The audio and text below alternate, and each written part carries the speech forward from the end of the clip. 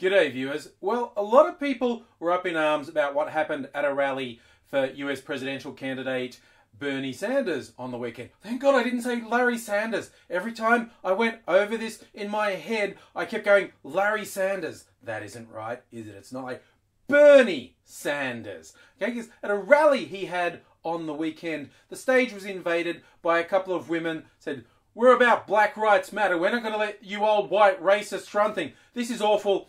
And they derailed the entire thing. And in fact, Sanders, who wasn't willing to cause a disruption, handled the whole thing with incredible grace. He actually just left the stage eventually. Now, a lot of the supporters of Bernie Sanders happen to be young white males who are very vocal on some of the social networking sites like Reddit. Don't tell me it's not a social networking site, okay? I don't fucking care what you think it is. It's a site where people share things socially. And on Indra and a few others, and they were very upset. What do these people think they're doing? Why would someone who says they're about Black Lives Matter disrupt the one candidate who's most on their side? And that is a fair evaluation of Bernie Sanders.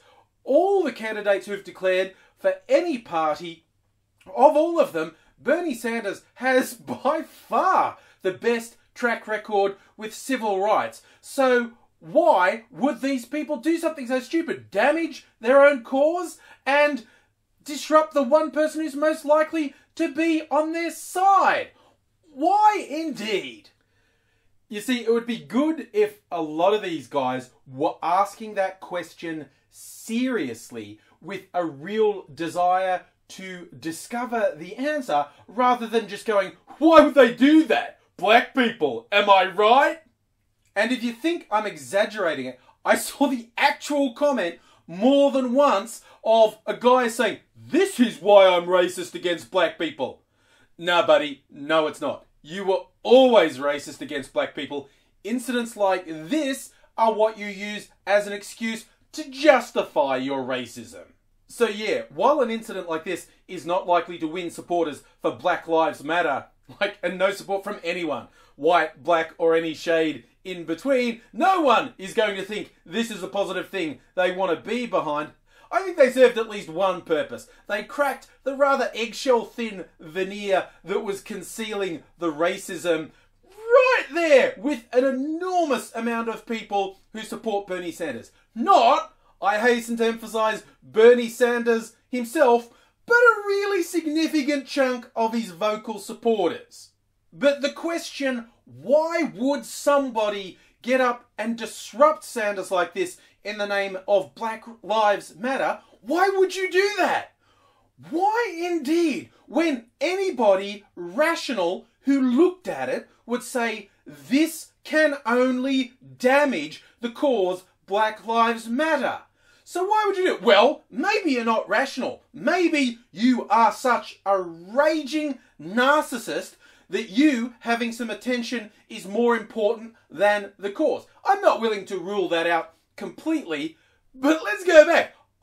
If you're going to do something that will damage the cause, what might be your motivation? You might actually be opposed to the cause. People have already identified that at least one of the women has identified as a Sarah Palin supporter in the past. It doesn't really look like a conspiracy to say, I suspect these two actually may be conservative agitators who deliberately did something stupid, obnoxious, and abusive to try and discredit a cause they don't agree with. But by Jiminy, wasn't it interesting to see the Bernie Sanders supporters who were just sort of black people, this is why things go against you, rather than engaging any sort of rational thought. And obviously, I know these things I know because some people did engage in rational thought. But there was a great big backlash that had no rational thought as well. And you know what? Maybe if you can fucking peel the shit out of your brains and look and listen with an open fucking mind, this might bring home to you. Black people aren't an amorphous blob. Some of them are very conservative politically. Some of them don't like the idea of black rights because they think that marginalises them. And there are valid cases to be made for that type of thing as well. But this, like I said, at first you think, these women have done nothing worthwhile. Well, I think it's highlighted some fairly significant issues of racism among people who would swear blind they aren't racist. And I have learned recently from discussing questions of race, white people really don't like being called racist. And in fact, the ones who react worse are people who are really fucking obviously racist. The funny ones are the ones that are in denial and go, no, if I just assert I'm not racist, I'm not racist.